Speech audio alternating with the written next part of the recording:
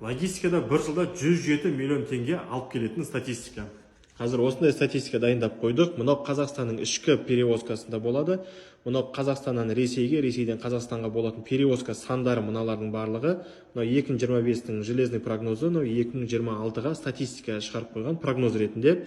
107 миллион теңге сіз егер мына нарықтың 0,1%-ын ғана ұстайтын болсаңыз, яғни бүкіл нарықтың даже 100 емес, 10 емес, 1% емес, 0,1%-ын ғана егер сіз осы алатын болсаңыз, онда сізге бір жылда 107 миллион теңге табуға вероятность бар.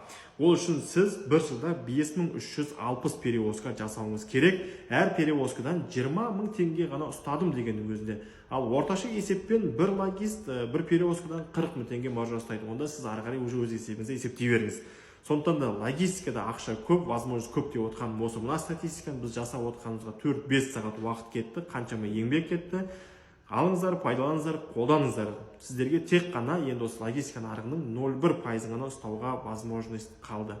То есть осыны ұстау енді оңай деп ойлаймын. Бұл тек қана автотранспорт саласында ғана.